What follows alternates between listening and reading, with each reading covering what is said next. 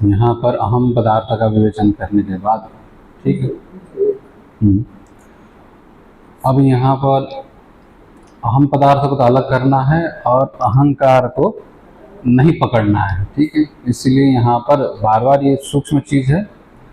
तो यद्यपि इसका निरूपण तो हो चुका है, देखिए लगभग जितना बताने की बात है सब हो चुका है। उसी को ही उत्प्रेक्षा को लेकर के, रूपक दे करके, फिर शब्दांतर से बार बार उसी चीज़ को बिठा रहे, ये हाँ दृढ़ करने के लिए। जैसे कील को ठोका जाता है ना, कील को ठोकते फिर हिलाते रहते हैं, हाँ, तो उस न्याय से, कील प्रहार करने की जो न्याय है वो प्रक्रिया से जो हमारी समझ में आई हुई बात है वो दृढ़ हो जाए। और कभी कभी क्या हो जाता है कि सावधान न होने से मन इधर उधर चला जाता है, अथवा पूर्वाग्रह एक बैठा हुआ रहता है, मन में एक संस्कार उस तरह का बनता है कि हमारी एक अपनी धारणा बन जाती है कि ये यह कहना चाहता होगा करके हम मान बैठते हैं। इसीलिए बार बार बताने की आवश्यकता इसलिए पड़ती है कि ये मान बैठने की जो संस्कार है वही अभिमान है। ये जाना बड़ा मुश्किल हो जाता है, मान बैठता है। वो पहले से एक धारणा बनी हुई है, तो सुनते भी है ना, तो उसी चश्मे से सुनते हैं, तो उसी दृष्टि से सुनते हैं, तो हमको सुनाई जो दे रहा है ना, कहा एक रहा है और सुनाई एक रह जाता है। एक ऐसे ही हो गया था। अब थे महात्मा जी, अब उनका एक किसी के प्रति थोड़ा सा सद्भाव नहीं रहा है। अब हो ही जाता है, संसार है तो किसी के पास प्रेम रहता है, किसी के साथ द्वेष बुद्धि हो जाती है, अब संसार है।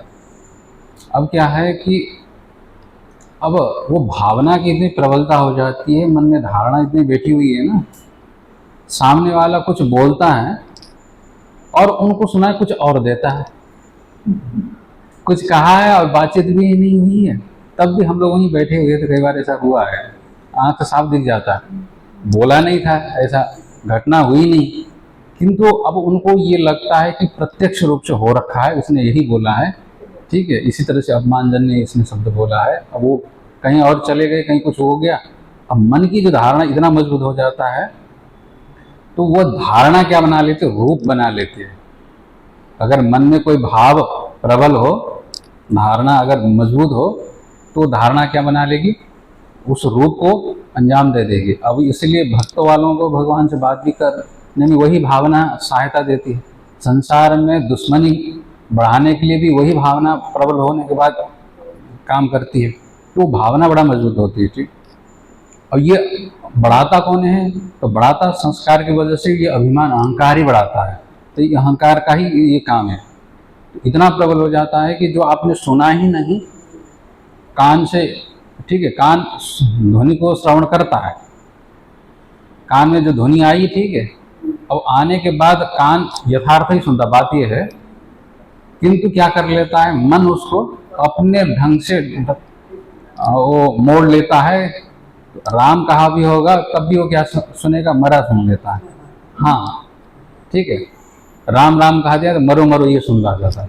तो बुद्धि ऐसी हो जाती है, जिससे दुश्मनी होती है, सामने वाले ने से किसी से कहा होगा राम राम, किंतु अगर उसके प्रति अगर द्वेष भाव हो गया ना, धारणा हमारी ऐसी बन चुकी है कि ये अच्छा कभी कहेगा नहीं, तो कान में तो राम राम आया, किंतु मन तक पहुंचने पर अभिमान उसको क्या कर देता है, राम राम को मरो मरो इसने नहीं, मरो मरो ही कहा है। अब उसके पास आप कितना भी विवाद कर लीजिए, कितना भी समझाए, नहीं 10 लोग भी इकट्ठे होकर के बोल देंगे नहीं नहीं इसने राम राम ही कहा, मरो मरो कहा नहीं था, नहीं माने नहीं कि हम अपने कान से सुन रखे, हम पागल है क्या, यही बोलेगा। मन की स्थिति यह है, हमने तो गलत नहीं सुना। अब क्या है कि आग्रह इतना हो जाता है, शरीर के साथ आध्यात्म भी इतना हो जाता है कि वो मानना भी नहीं चाहता कि हमारा कान खराब है, ये भी मानना नहीं चाहता है, बुद्धि खराब है ये भी मानना नहीं चाहता है, ठीक। और हमारा मन में जो संस्कार इसी प्रकार से इस वजह से सुनाई दे रहा है, ये भी मानना नहीं चाहता है। क्योंकि हम क्यों खराब हो सकते हैं, हमारा शरीर कैसे खराब हो सकता है, हम रोगी है नहीं, हम ठीक ठाक है। ये सब हमको बेवकूफ़ बना रहे, सारे इकट्ठे मिले हैं, सब मिल करके हमको बेवकूफ़ बनाते हैं। इस तरह के मन की अवधारणा हो जाती है, ठीक है। तो ये अभिमान बड़ा विचित्र का चीज़ है, धारणा इस तरह से बनती है, ठीक। अब यही दुख देता है। अगर थोड़ा सा विचारवान होगा तो संभावना भी तो देनी चाहिए ना। अब क्या है कि जब इस प्रकार से किसी के प्रति राग बुद्धि हो जाती है, द्वेष बुद्धि हो जाती है, केवल राग द्वेष से नहीं, अगर भय की भी वृत्ति बन जाती है तब भी बना लेता है। अगर एक बार आप डर जाते हैं कहीं, ठीक है, एक बार ऐसी ही घटना हो गई थी, ठीक है, गांव में। अब लोग तो रात को चलते ही है, कुछ कुछ काम पड़ जाता है खेती वेती करने के लिए, बिजली होती नहीं थी, पुरानी जमाने की घटना है। क्या हुआ, किसी को कुछ सूझी उटपटांग और रात को जाकर के पेड़ में बैठ गया है। और उसको पता था कि यहाँ रात को इतने बजे ये आता है कोई, ऊपर पेड़ में बिठा करके हिला दिया है और मैं तुझको खा जाऊंगा, ऐसा कुछ बोलने के लगे। और रात को क्या है, उसको पहले से संभावना, लोग बोलते भी थे इस पेड़ में तो आता है, आता है। अब रात को वो चला तो पेड़ हिलने लगा और आवाज़ भी सुरसुरी इस तरह से आने लगा। और वो इतना वहाँ से तो भाग गया, वो घर में गया, उसको बुखार आ गया। देखिए, अब बुखार आने के बाद अब उतरे ना, एक दिन हो गया, 2 दिन हो गया, अब वैद्य भी बुलाए गए, ठीक नहीं हो रहा है। और फिर झाड़ फूँक करने वाले को भी बुलाया, अब ठीक नहीं हो रहा है, कैसा भी करो कितनी। अब ये मन की जो भय है ना, अब भय होता है, वो आता है हमको हिलाता, अब उसका शरीर कम भी हो रहा है, पसीना आ रहा है, रात को नींद नहीं आ रही है, बार बार उछल रहा है, कूद रहा है, सब कुछ क्या हो रहा है देखिए, ठीक है। अब कई दिन हो गया वो ठीक नहीं हो रहा, तो जिसने वो डराया था और उसको लगाया कि ये तो आदमी मजाक में किए थे, सच में ही क्या मर जाएगा, तो फिर उसने किसी से कहा दिया, इसको बड़ा मंत्र तंत्र जानता है, बड़ा तांत्रिक है, किसी को बताता नहीं है, किंतु उससे करवा लेना है करके। अब किसी से बात घुमा फिरा कर वहाँ तक पहुँचे तो उसको बुलवाया गया। आकर के बोला, देखो तुम्हारे ऊपर उस पेड़ की छाया पड़ी हुई है, तुम रात को वहाँ जाते हो, इसीलिए उसने पकड़ लिया।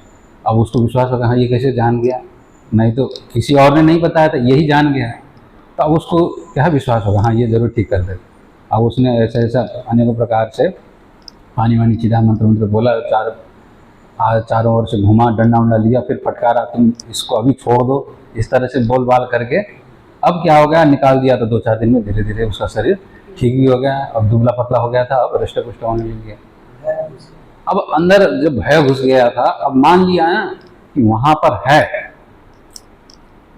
अब जब मान लिया है, मन ले, तो अब वो किसी भी तरह से निकलता नहीं है। उसके माने हुए बात को पहले मानना पड़ता है। बात मनवाने से क्या करना पड़ता है, किसी से जब मनवाना हो तो पहले उसकी बात तो माननी पड़ेगी ना। जो उसके अंदर भ्रांति घुसी हुई है, पहले उसको स्वीकार करना पड़ता है कि हाँ भाई इसको भ्रम हुआ है। तो आप भ्रम हुआ ये बोल करके उसको टार नहीं सकते, वो मानेगा ही नहीं कि हमको भ्रम होगा कैसे, हमने साक्षात आँख से देखी है, कान से सुनी है, ठीक है, हमने छुआ है, वो गर्म था, ठीक है, और कुछ नहीं था तब भी उसको गर्म लगेगा, हाथ जल भी जाएगा। बात ये भी है, जब इतना धारणा पक्की हो जाती है, ये देखो ये छूते ही हमारा हाथ जल गया, देखो घाव हो गया, अब ये सब होने लग जाता है शरीर में, इस तरह के कई प्रक्रिया हो जाती है।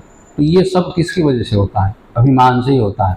भय जैसे ही अभिमान को घुस जाता है, मन एक धारणा पाने लगती है, तो इस तरह से शरीर में, मन में ये घेर जाता है। अब ये माना हुआ चीज़ को उतारने के लिए क्या है, पहले तो हाँ माना हुआ है करके गुरु लोग समझाते हैं, तो इसीलिए क्या करवाते हैं, उपासना कराते हैं। हाँ ऐसा है कि तुम ब्राह्मण हो, तुम क्षत्रिय हो, अभी शास्त्रों का भी पहले से मान रखा है देखिए, और शास्त्र भी कौन नया मनवा रहा है। तो माना हुआ चीज़ को हाँ ऐसा है, अपने आप को मानते हो तो ठीक है, मानो। इस ढंग से फिर क्या करो, पूजा आजा करो, कर्म करो, त्याग करो, उसके बाद यज्ञ करो, तीर्थ यात्रा करो, जब ध्यान करो। अब एक माना हुआ चीज़ को दूसरा मनवा रहा है। देखिए शास्त्रकार भी क्या, पहले से हम एक धारणा पाल रखे हुए थे, शास्त्रकार और क्या कर रहे, दूसरे धारणा फिर मनवा रहे हैं। ये क्यों कर रहा है, क्योंकि जब तक उसके माने हुए चीज़ को नहीं माना जाए ना, तो ये फिर मन में विश्वास नहीं होता है। जैसे उसको बीमार हो गया था, सभी लोगों ने समझाया बुझाया, तब भी नहीं मान रहा था। जब आकर के बोला कि हाँ तुमको उस पेड़ का भूत ने पकड़ रखा है, तो उसको विश्वास तत्काल हो गया है कि हाँ ये बड़ा जानकार है, ये सब कुछ जानता है। तो फिर उसके ऊपर जब विश्वास होने लगता है, तो फिर उसने अब जो कुछ भी किया, नाटक ही किया था, उस नाटक को फिर उसने बैठाया। देखिए पहले पुराना एक भूत बैठाया हुआ था चित्त पर, उस भूत को मिटाने के लिए फिर क्या करना पड़ेगा, दूसरे को दूसरा नाटक नहीं, उसके ऊपर भूत बैठा है, उस भूत को इसने मारा पीटा, उसको बाद फिर इसको डांट फटकार करके मंत्रों के द्वारा निकाला। ये भी क्या मनवाया। देखिए पहले एक माना हुआ भूत आया हुआ ये भी माना और भूत गया हुआ उसने ये भी माना, ठीक है।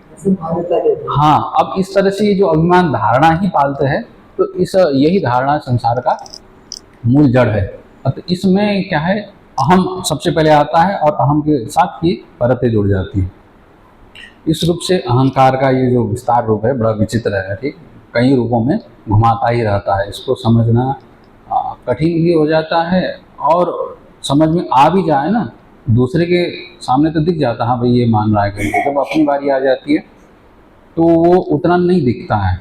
तो उसके लिए थोड़ा सा धीरे धीरे पीछे भी उपाय बताया था, क्या है कि तमोगुण को हटाने की अभ्यास करनी पड़ेगी, रजोगुण से, रजोगुण को हटाने का अभ्यास सत्वगुण से करना पड़ेगा। उसी तरह से आहार विहार जो भगवद गीता में आया ही है ना, सात्विक आहार क्या है, राजसिक आहार क्या है, तामसिक आहार क्या है, उन आहारों के भी प्रभाव पड़ जाता है।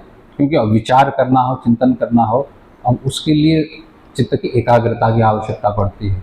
आहार इतना ज़्यादा हो गया कि पेट में गैस हो गया, ठीक है, बैठा नहीं जा रहा है, उसकी वजह से ब्लड प्रेशर बढ़ गया, ठीक, ज़्यादा आहार कर ले तो वायु हो जाता है, पचता नहीं है, ठीक है, विरुद्ध आहार हो जाए अथवा अब ज़्यादा मात्रा में भोजन हो जाए तो बैठा नहीं जाएगा, ठीक है, अब शरीर में प्रेशर बढ़ जाता है, ब्लड प्रेशर हो जाता है, थोड़ा सा वायु बढ़ जाता है तो दिल धड़कने लगता है, ठीक। अब आहार न होने पर ठीक ठाक क्या हो जाए, शरीर का थोड़ा चलना फिरना भी नहीं हो पाता है, ठीक ठाक से बैठना भी नहीं होता है, थोड़े से आहार प्रतिकूल पड़ जाता है।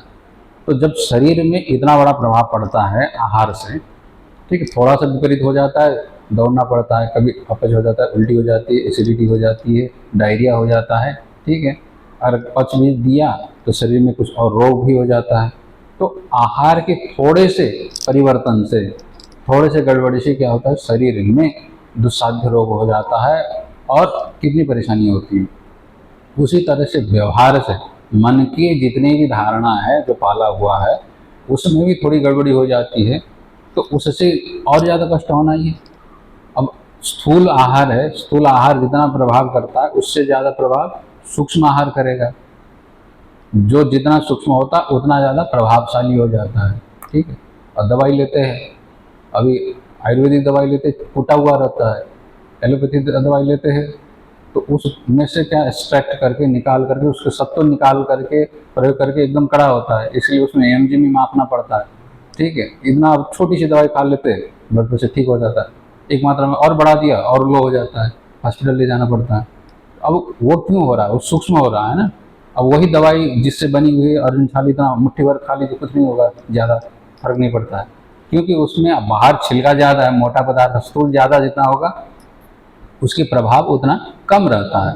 और जितना जितना वो सूक्ष्म होता जाता है वो उतना ज़्यादा प्रभावकारी भी होता है और ज़्यादा ही खतरनाक भी हो जाता है अगर उसका दुष्प्रयोग हो जाए।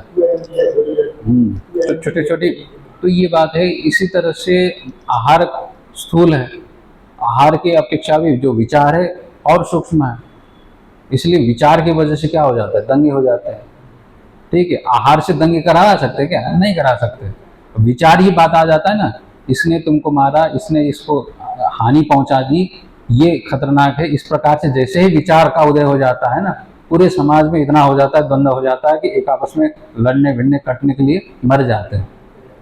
जितना तलवार नहीं काट सकता है उतना उससे ज़्यादा विचार काट सकता है, वाणी काट सकती है ना दूसरों को। तो ये सूक्ष्म है ना, उसका प्रभाव ज़्यादा ही दिखता है, ठीक है। आहार विहार तो एक दिन में हो गया, विचार का प्रभाव इतना लंबा रहता है, 100 साल तक दुश्मनी बनी रहती है। ये विचार के कारण ही तो हुआ, चिंतन के कारण, ये सूक्ष्म चीज है, सूक्ष्म चीज। तो ये इतना बैठा हुआ है कि इसको ध्यान से ना देखे तो बड़ा हानि कर देता है, खतरनाक हो जाता है। अब यही विचार ही है, विचार, विचार का मतलब सूक्ष्म चीज। और सूक्ष्म क्या है, स्वरूप सूक्ष्म है, उसके ऊपर पर्दा हुआ जो पड़ा हुआ जो पर्दा है अविद्या का, ज्ञान का, और सूक्ष्मतम है। सारी दुनिया उसी से सृष्टि हुई है तो सूक्ष्मतम है, उसने पर्दा डाल दिया, इतना सूक्ष्म डाला हुआ है कि जीव का जो स्वरूप है, मूल स्वरूप, वह न होकर यह है, उसने बता दिया। उसी की विचारांकुर से ही मैं हूँ, मैं यह हूँ, यह भाव जगा दिया है। तो ये भाव इतना प्रबल है कि जन्म जन्मांतर से चला ही आ रहा है, चला ही आ रहा है, छूट नहीं रहा है। मतलब छोटे से विचार को लेकर के दुनिया में इतना द्वंद्व होता है सूक्ष्म। उस सूक्ष्म का भी जो कारण है कौन, अविद्या, अविद्या का प्रथम विकार कौन है? अहंकार। इसकी वजह से जन्म जन्मांतर का ये दुख कष्ट जाएगा क्या? नहीं जाएगा। तो उसको समझने के लिए, उसको हटाने के लिए चिंतन, और चिंतन के लिए भी चित्त की योग्यता भी किस तरह से, ये चित्त की एकाग्रता और विक्षेप से रहित होकर के दुराग्रह से मुक्ति होनी भी चाहिए ना, श्रद्धा भी होनी चाहिए। इसलिए श्रद्धा की भी आवश्यकता पड़ जाती है यहाँ पर। श्रद्धा नहीं होगी तो विचार करने की ये प्रवृत्ति भी नहीं हो पाती है। हाँ, पहले संभावना करनी पड़ती है, संभावना से फिर विपरीत भावना को हटानी पड़ती है। पहले तो संभावना ही करनी होगी कि हाँ, यह जो हो रखा है ये अहंकार का ही पक्ष है, अहंकार के कारण हो रखा, इसके साथ तादात्म्यपन्न हो रखा है एक प्रतिबिंब चैतन्य का, और उसका एक प्रकाशक दृष्टा साक्षी के रूप में चैतन्य भी है। उसकी संभावना पहले होती है, ठीक है, शास्त्रों के द्वारा, गुरु के द्वारा। और संभावना का जन्म कब होता है? जब श्रद्धा होती है। श्रद्धा ना हो तो संभावना भी नहीं आएगी, ठीक है। असंभावना के बाद संभावना मतलब सद्भावना, हाँ है करके भावना होती है। तो फिर उसके लिए फिर विचार करने पड़ते है तो है, कौन सा प्रमाण सिद्ध हो रहा है? पहले गुरु वाक्य ही प्रमाण हो गए, नहीं गुरु झूठ भी बोल सकते हैं, शास्त्र भी झूठ बोल सकता है, ठीक। अब अभी के ज़माने में तो दिख ही रहा है ना, सारे के सारे क्या हो रहा है, इतना ज़्यादा हो गया कि किसके ऊपर विश्वास करें और किसके ऊपर ना करें, कि कहना ही कठिन हो जाएगा। सब हर समय कुछ ना कुछ, सबका अपना अपना एजेंडा रहता है, पीछे एक बातें होते हैं, सामने एक बात प्रस्तुत हो जाती है। तो अब इस स्थिति में मन में संशय भी आ ही जाता है, तो संशय का समाधान करना चाहिए। बुद्धि ऐसी है, मन का काम होता है शंका करना, ठीक है, और बुद्धि का काम होता है निर्णय देना।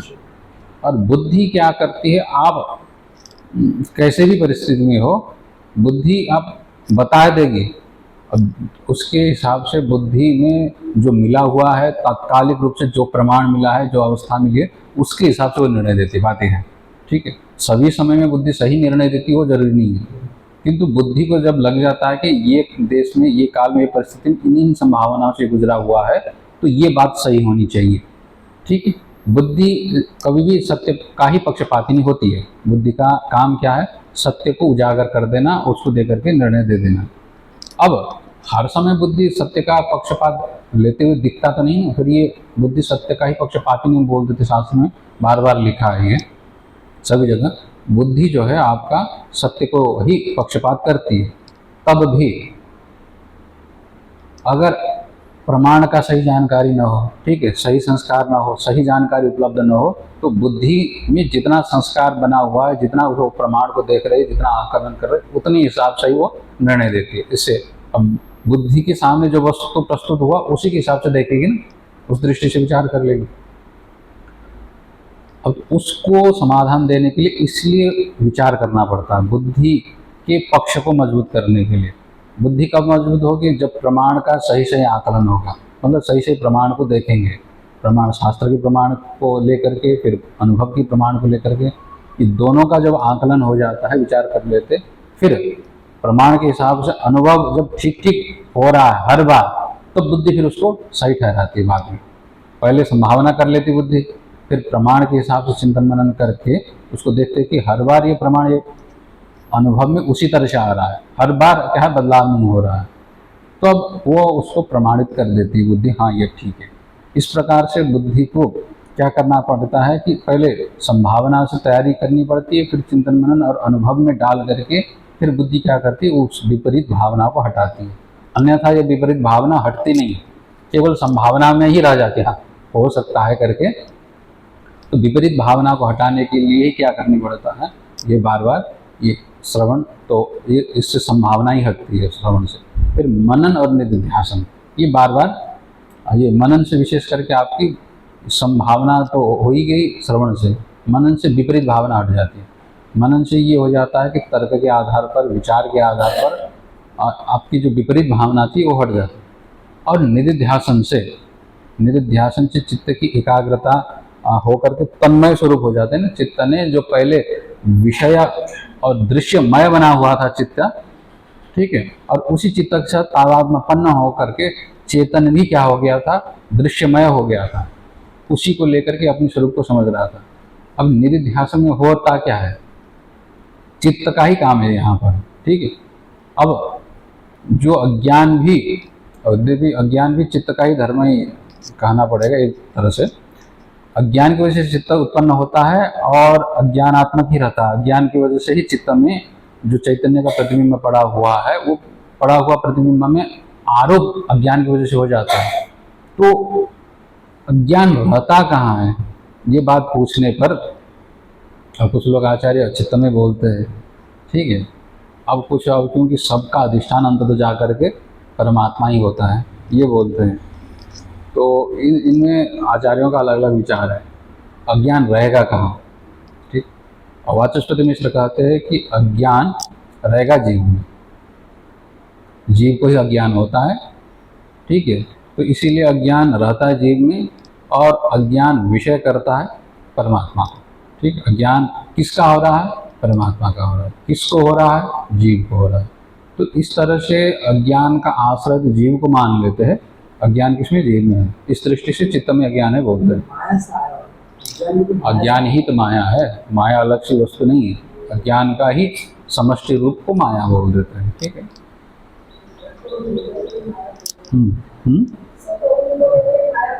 हाँ हाँ, समष्टि को लेकर के माया बोल देते हैं।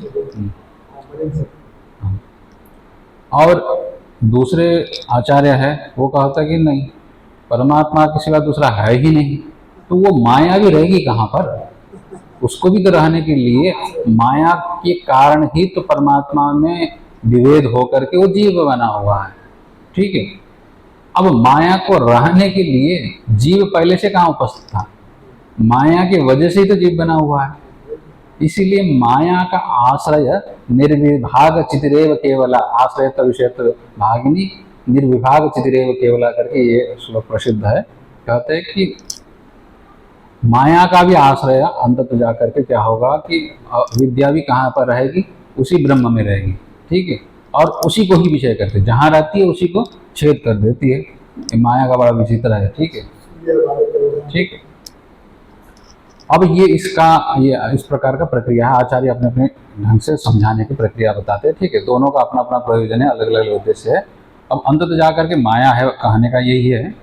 और अब हम लोगों को समझने के लिए क्या है, सामान्य उपाय यही हो जाता है कि अज्ञान की स्थिति जीव में तो है, जीव में होने पर भी इसका प्रभाव कहाँ पर दिखता है, अहंकार से शुरुआत हो जाता है उसका, ठीक है। और चित्त में ही दिखता है और उसका कार्य वहीं पर मुख्य रूप से दिख जाता है। और विद्या का उदय भी कहाँ पर होता है, बात यह है ना, विद्या का उदय आपका चित्त में ही होता है। इसीलिए अज्ञान भी वहीं पर आना चाहिए। और जो विरोधी चीज दोनों एक साथ रहे तो एक दूसरे को काटता है, ठीक है।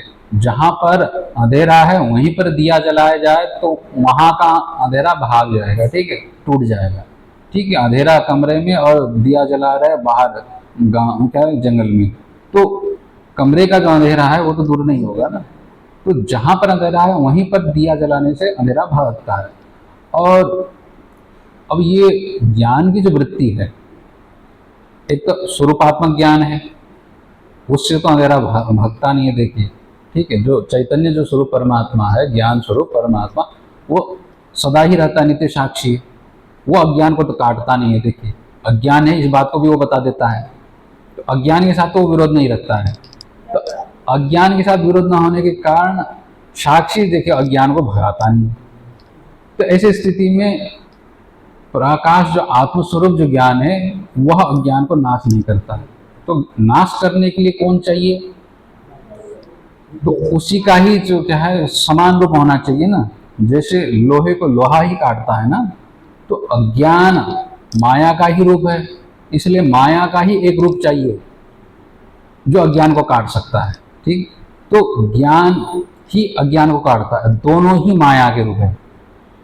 अज्ञान भी माया का ही स्वरूप है जो तमोगुणात्मिका है, तमो प्रधान है, और ज्ञान भी माया का ही रूप है जो सत्व प्रधान है। माया का ही दोनों बेटे हैं, देखिए, ठीक है। वृत्ति लेंगे तो बेटी कहेंगे, ठीक है। अब अज्ञान और ज्ञान लेंगे तो फिर दोनों बेटे होंगे, ठीक है। अब शब्द का प्रयोग, तो अज्ञान ही अज्ञान को काटता है, बात यह है। इससे ये आया कि जो चित्त में बैठा हुआ जो अज्ञान है, जो स्वरूप को आच्छादित कर रहा है, वो भी अज्ञान है। उस अज्ञान को कौन काट रहा है, अज्ञान ही काट रहा है। बोलते हैं ज्ञान काटता है, कहते हैं ना। चित्त में जो अज्ञान है, उस चित्त में रहने वाले अज्ञान को चित्त में ही रहने वाला चित्त का ही जो सात्विक अखंडाकार अंतिम जो वृत्ति बनती है वो भी चित्त की ही वृत्ति है, और माया का ही परिणाम होने से उसको अज्ञान बोला जा सकता है, किंतु समझने में गड़बड़ी ना हो जाए इसलिए उसको एक को अज्ञान बोला जाता है, दूसरे को ज्ञान बोला जाता है। नहीं तो फिर अज्ञान अज्ञान को काटता है तो अज्ञान पहले से बैठा है तो क्यों नहीं कटा, ये भी बात आ जाती है ना। अज्ञान तो अभी भी है, अज्ञान अज्ञान को काटता है तो कहाँ कटा है, अभी अज्ञान तो है तो उसका कटना तो होता नहीं है। तो उसके लिए सही है, जैसे लोहे लोहे को काटता है, तो अब ये लोहा है तो अब इसको ये काटेगा क्या, नहीं काटेगा। लोहे लोहे को तभी काट सकता है एक मोटा लोहा हो, दूसरा पतला हो और उसमें धार लगा हो, दांत लगा हो, और उसमें फिर धीरे धीरे क्या है रगड़ा जाए तब जाके कटेगा, रखने मात्र से नहीं कटता है। उसी तरह से यह अज्ञान चित्त में बैठा हुआ है, और जो ज्ञान है वो भी चित्त का ही धर्म है, वो भी अज्ञान का ही रूप है। माया के होने पर भी अज्ञान तो है, तब भी अज्ञान कटता नहीं। उसके लिए क्या करना पड़ेगा, उसी चित्त में श्रवण करके मनन करके चित्त को फिर एक नोक की तरह बनाना पड़ेगा। ठीक है, एकाग्र का मतलब होता है नोक की तरह बनाना पड़ेगा। चित्त में अब अज्ञान आच्छादित हो रखा है, ठीक, उस अज्ञान को चीरने के लिए एक क्या करना पड़ेगा, आपको ऐसा हथियार बनाना पड़ेगा जो एकदम नुकीला हो, छुरे की तरह धारा बनाना पड़ेगा, नुकीला हो, उसमें दांत लगाने पड़ेंगे, फिर उसको घिसते ही रहना पड़ेगा। तो अब सबसे पहले आपको हथियार बनाने पड़ेंगे, तो हथियार कहाँ से आएगा, तो श्रवण से आएगा। ठीक है, श्रवण करेंगे तो फिर वो एक लोहे की पत्ती जो है वो आप तैयार करेंगे। अब मनन करेंगे तो फिर उसको कूटेंगे। मनन का मतलब ही होता है कि घिसेंगे कूटेंगे तो फिर उसमें धार लगते हैं। निधिध्यासन का मतलब होता है फिर उसको रगड़ा, जैसे जैसे रगड़ेंगे आगे पीछे खींचेंगे तो धीरे धीरे धीरे वो अज्ञान का जो पर्दा है वो फटेगा। ठीक, अज्ञान के पर्दा फटने के साथ साथ वो लोहा भी फिर काम का नहीं रहता, फिर हम उसको भी छोड़ देते हैं, तभी जाकर के अज्ञान की वो पर्दा चीरा जाएगा। फिर जो प्रकाश जो पहले से वहां पर बैठा हुआ था वो प्राप्त होता है। इस तरह से वह जो अज्ञान का सबसे बाहरी जो परत मोटा परत होगा, ठीक है, सूक्ष्मतम परत, वो किसका होगा, अभिमान का होगा, मान्यताओं का होगा, उसको काटेगा। फिर अंतिम में जो बैठा हुआ सबसे अज्ञान जो सबसे नीचे बैठा हुआ है, सबसे लास्ट में बैठा हुआ, सबसे पहले तो यही वासनाएं बैठी हुई है, उसको फिर काटने की जरूरत पड़ती है। तो उसी के लिए बार बार अभ्यास करना पड़ता है। तो अब सुनने में तो आता है कि एक ही बात कितनी बार दोहराते हैं, अब इसीलिए दोहराना पड़ता है कि परत इतना ज़्यादा होगा कि अनादिकाल से हम इतने वासनाओं से लिपटे हैं कि वो वासना जितना उसको हटाते उतना फिर दोबारा बनते जाता है। ये समुद्र के छाल की तरह है ना, समुद्र का छाल थोड़ा सा दूर जाता है, अब किनारे पर अगर आपने कुछ बनाया ना, मंदिर वंदिर बना लिया अथवा कुछ चित्र वित्र लिख लिया, तो फिर दोबारा एक छाल आता है, वो उसको जैसे का तैसे बना देता है। फिर उसमें लिखने लग जाते, कुछ लिखे अथवा कुछ आपने कुछ घर वर बना दिया, बच्चे लोग खेलते हैं ना, बना लेते हैं, थोड़ी देर बनता है, फिर उसके बाद फिर समुद्र का एक छाल आता है, फिर उसको वैसे ही बना देता है। हम लोगों की चित्त की जो वासना भी उसी तरह के हैं, कुछ प्रयास तो करते हैं, जैसे सुन रहे हैं श्रवण मनन कर रहे हैं, तो ऊपरी जो चित्त की जो वासना है उसको थोड़ा सा सफा करते हैं, किंतु अनादिकाल की वासना इतना है कि वो वासना को एक बार लहर आ जाता है, तरंगें आ जाती है, फिर उस चित्त में जितना बना हुआ था फिर उसको शांत कर देते हैं। तो उसको मजबूत करने के लिए ही तो पुरानी जो वासना है उसको कम करने और इसकी वासना को दृढ़ करने के लिए ये बार बार मनन करने पड़ता है, ये अभ्यास की बात हो जाती है। ठीक, इस प्रकार से ठीक है, ये भूमिका के रूप में चिंतन मनन। हाँ, इसी बात को आगे और बढ़ा रहे कि 301 को कर लेते हैं। अहंकार ग्रहान् मुक्तः स्वरूपम् उपपद्यते चंद्रवद् विमलः पूर्णः सदानंद स्वयं प्रभः।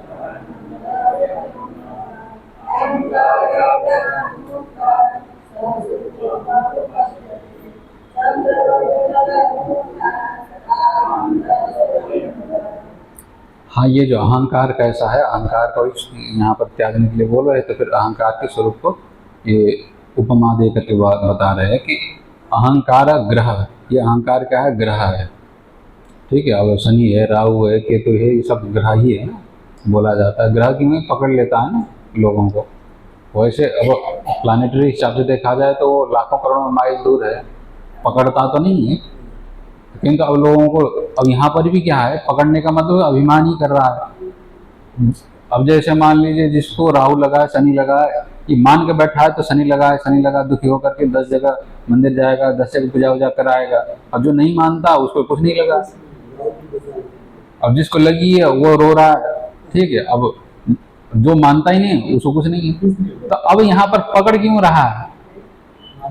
मान रहा है इसलिए ना पकड़ रहा है, नहीं माना है तो कहाँ से पकड़ता है? क्योंकि मान रखा है मैं, मेरा, ठीक है। ये राहु लगा है, केतु लगा है, इस तरह से मान रखे हैं, तो जब मान लेते हैं तो वो पकड़ लेता है। तो अभिमान के कारण ही, अहंकार के कारण ही ये पकड़ता है। देखिए, अब अभिमान ना हो तो वो भी नहीं पकड़ पाए। किसको पकड़ने का ही मतलब होता है कि अभिमान करना है। तो इस तरह से ये अहंकार क्या है कि ग्रह है, गृह्णातीति ग्रह, जो पकड़ता है, ठीक है। अब यहाँ पर अब धार्मिक हिसाब से तो इस तरह का अर्थ नहीं होगा। धार्मिक हिसाब से तो ये होगा कि कर्म, अकर्म, विकर्म आदियों को लेकर के व्यक्तियों के सुख दुख को वो प्रभावित करता है, पकड़ लेता है, इस दृष्टि से वो बोलते हैं, ठीक है। क्योंकि व्यक्ति का अपना अपना कर्म ही है, प्रत्येक व्यक्तियों के, प्राणियों के कर्म के हिसाब से, ठीक है, उनको प्रतिनिधि माना गया है, ठीक है। ये जितने दिखाई देते वो कर्म के प्रतिनिधि है, और उस प्रतिनिधि के हिसाब से वो समय आने पर वो अपना अपना फल देने के लिए आते हैं। इस दृष्टि से उनको वहाँ ग्रह बोला जाता है। मतलब कर्म के हिसाब से जीव को पकड़ करके सुख दुख आदि भगवान लगाते हैं, ठीक है। सैद्धांतिक हिसाब से उनके हिसाब से ये अर्थ हो जाता है ग्रह के हिसाब में।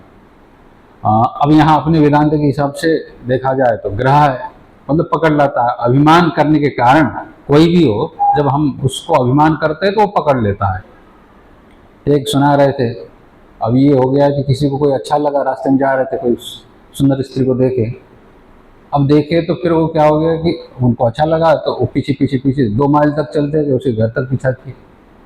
अब वहां पर पकड़ के तो कोई ले नहीं जा रहा है। देखिए, ये सुंदर है, ये जो अभिमान है ना, ये अच्छी है, इसी अभिमान ने क्या आकर्षण किया। वहां न रस्सी लगी है, न लोहा लगा है, न उसने पकड़ा है, न उसने बुलाया है, फिर भी वो पीछे पीछे क्यों गया? तो ये वासना के कारण हो गया ना। वासना है और वासना के साथ अभिमान हो गया, तो अभिमान भी क्यों जगा? उसको अगर दूसरा दिख जाता, नहीं ये दूसरे है, पुरुष है, दूसरा है, अच्छी नहीं है, ये मान लेते। अब जैसे चेहरा देखा, अगर कुरूप निकला तो वो अभिमान फिर टूट जाए। मतलब सुंदरता की जो अभिमान है, सुंदर है, सुंदरी है, इस अभिमान से क्या हो गया कि अब बांध के चला गया ना, वही तो ग्रह हो गए वहां उसके लिए, ठीक है। अब यद्यपि क्या है, वो तो नहीं है, उसने जो माना अभिमान था वही ग्रह हो गया, उसके बैठा हुआ जो संस्कार था वही ग्रह हो गया, उसको पकड़ करके खींच के ले गया, ठीक। तो इस तरह से जो ग्रह है वो पकड़ता है, ठीक। अब ये अहंकार रूपी जो ये ग्रह है, ये ग्रह से जब तक मुक्त नहीं होंगे ना, अब ये चंद्रमा का उदाहरण दे रहे हैं, चंद्रवत विमल पूर्ण सदानंद स्वयं प्रवाह। अब जैसे चंद्रमा है, चंद्रमा के ऊपर भी ग्रहण लग जाता है, ठीक। अब ग्रहण का मतलब यहाँ राहु पकड़ लेता है, ऐसा पौराणिक मान्यता है, ठीक है। तो पुराणों में कहा है कि चंद्र भी देवता है, राहु असुर के रूप में माना गया। तो अब राहु क्या कर लेता है, चंद्र को ग्रसित कर लेता है। तो अब चंद्रमा वहीं पर है, देखिए बात है, किंतु राहु के द्वारा ग्रसित होने पर जैसे ही उसको पकड़ लेता है तो धीरे धीरे धीरे ग्रसन करता है, तो वहीं होने पर भी वो नहीं दिखाई पड़ता। देखिए, वस्तु के उपस्थिति में भी जैसे ग्रहण लगता है, देखा होगा ना, खग्रास लगता है, तो पूरी तरह से वस्तु, चंद्रमा वहीं पर है, स्वच्छ निर्मल प्रकाश है, फिर भी क्या होगा, वहां पर आपको कुछ नहीं दिखाई देगा। अब वो खंड ग्रास लगता है तो छोटे टुकड़ा खा जाता है, ठीक है, कभी कभी रिंग की तरह दिख जाता है, ठीक है, वलय ग्रास की तरह हो जाता है, कभी खंड खग्रास हो जाता है, पूरी तरह से उसको खा जाता है, ग्रह उसको पकड़ लेता है। तो ग्रह का मतलब यहाँ राहु को बोल रहे हैं। अब ये जो ग्रहण जो लगता है, कब लगता है? पूर्णिमा को ही लगती है। चंद्र ग्रहण क्या होगा? पूर्णिमा को। पूर्णिमा के दिन चंद्रमा पूरी अपने क्या है स्वरूप में आता है, 16 कलाओं के साथ आते हैं, ठीक है, पूर्ण कला के रूप में होते हैं, पूरा चमचमाते प्रकाश से होते हैं। तो चमचमाते हुए पूर्ण रूप में आते हुए भी जब उसमें ग्रह लग जाता है, ठीक, तो वो अपने स्वरूप को खो जाता है, ठीक, अपने स्वरूप को पूरी तरह से, उतने प्रकाश स्वरूप, उतने पूर्ण रूप को भी वो खो जाते, नहीं पाता, प्रकाश नहीं होता है। अब ये चंद्र ग्रह किस प्रकार लगता है, अब अभी के हिसाब से, अब ज्योतिष के हिसाब से किस तरह से लगता है, जब छाया पड़ता है, ठीक है, पृथ्वी की छाई, पृथ्वी का छाया किस में पड़ जाता है, चंद्रमा में पड़ जाता है, ठीक। तो इस तरह से सूर्य और चंद्रमा के बीच में पृथ्वी आ जाती है ना, तो सूर्य का जो प्रकाश है वो प्रकाश पृथ्वी में पड़ता है, तो पृथ्वी का आधा जो हिस्सा है, ठीक है, उसमें तो उजाला होता है, तो पिछले वाली जो हिस्सा है उसका जो छाया है वो जाकर के चंद्रमा में पड़ता है, ठीक। अब छाया पड़ने के कारण पूर्णिमा में देखिए चंद्रमा तो सामने आपको दिखाई दे रहा है, जैसे उदित हो जाता है दिखाई देता है ना, चंद्रमा सामने ही है, होते हुए भी जैसे अब छाया पड़ना शुरू हो जाता है तो धीरे धीरे वो छाया ही उसको पकड़ लेती है, और क्या पकड़ना है यहाँ पर छाया के दृष्टि से देखा जाए तो अब वो छाया ही राहु के रूप में, ठीक है। अब पुराणों में कथा की दृष्टि से बताते हैं, ठीक, और ज्योतिष में फिर वस्तु गणना की दृष्टि से बताते हैं, विज्ञान में फिर वस्तु की दृष्टि से, अलग अलग दृष्टि से उसी को अलग अलग रूपों में वर्णन किया जाता है। अब हमको यहाँ समझना क्या है, उदाहरण है, तो उदाहरण देकर के समझा रहे हैं, अहंकार ग्रह की तरह होता है, ठीक है, उस अंधेरे की तरह होता है, उस राहु की तरह होता है, जो पूर्णिमा के दिन उदित हुए सूर्य का जो निर्मल प्रकाश है, निर्मल स्वरूप है और पूर्ण स्वरूप है, उसको भी वो पूरी तरह से खा जाता है। उजाला होना चाहिए, वो अंधेरा कर देता है, ठीक है। शीतलता होनी चाहिए, वो नहीं होता है, ठीक है। अब भय का माहौल माना जाता है तो फिर लोग पशु पक्षी आदि भी चिल्लाने लग जाते, डर जाते। अब जैसे सूर्य ग्रह में खगराच हो जाता है तो पूरा दिन का उजाला होगा, अंधेरा हो जाता है, ठीक। और ठीक उल्टा हो जाता है जब चंद्रमा बीच में आ जाता है, ठीक।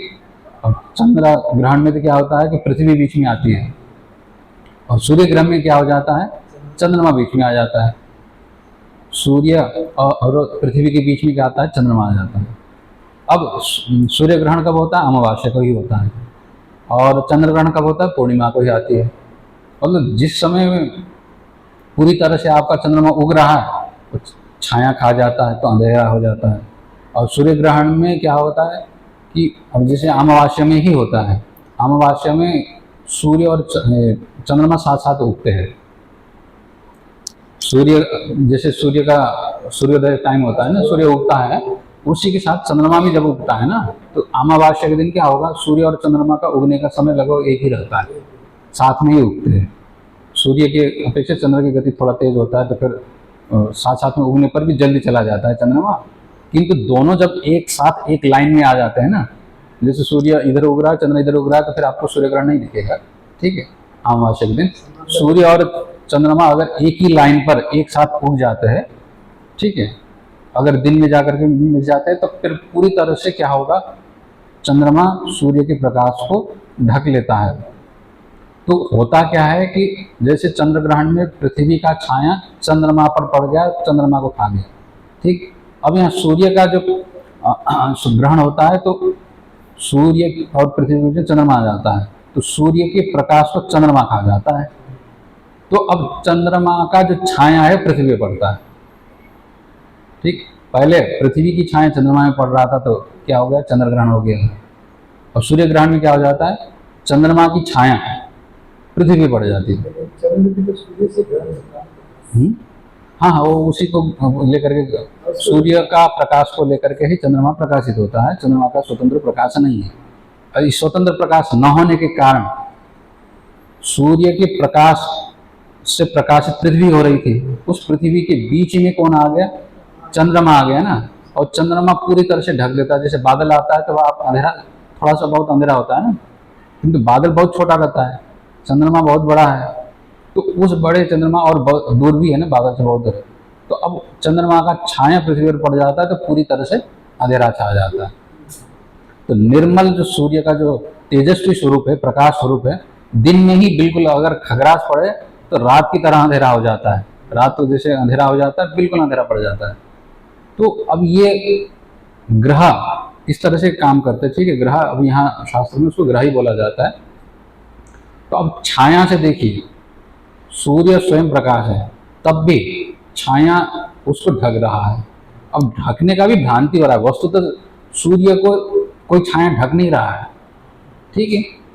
सूर्य का जो प्रकाश जैसा है वैसे ही प्रकाशित हो रहा है, किंतु सूर्य के प्रकाश को चंद्रमा ने बीच में रोक लगा दिया है। अब चंद्रमा का जो छाया है वो हमारी आंख को ढक रहा है, इसलिए चारों तरफ से अंधकार छाया हुआ है। यही यहाँ पर अहंकार जो है, अविद्या और अहंकार मिल करके ऐसे छाया बना रखे हैं कि हमको ही ढक रहे। आत्मा साक्षी को तो ढक नहीं पा रहे, क्योंकि साक्षी तो बता रही है ना, साक्षी के द्वारा तो प्रकाश ही हो रहा है कि अंधेरा है करके वो बता ही रहे हैं। किंतु अब अहंकार अब इतना हो रहा है कि उसी चित्त को ढक रहा है और लग रहा है उस चित्त के साथ तादात्म्यपन्न हो करके चैतन्य को कि हमको ढक रहा है, ये मिथ्याभिमान हो जाता है। तो जब तक ये अहंकार रूपी जो ग्रह है ये बना रहेगा, तब तक क्या होगा कि स्वरूपम न उपपद्यते, जो चैतन्य जो स्वरूप है, प्रकाश स्वरूप, निर्मल स्वरूप है, चंद्रवत विमल है, चंद्र की तरह जो स्वच्छ प्रकाश है, पूर्ण रूप है, वो प्रकट नहीं हो पाएगा। जैसे ही अहंकार रूपी ग्रह से मुक्त हो जाएंगे तो सदानंद स्वयं प्रभा, जो स्वयं प्रकाश रूप है, सदा आनंद स्वरूप है और पूर्ण स्वरूप है, वो प्रकट हो जाता है। हरि ओम। पूर्णमदः पूर्णमिदं पूर्णात् पूर्णमुदच्यते पूर्णस्य पूर्णमादाय पूर्णमेवावशिष्यते। ओम शांति शांति शांति।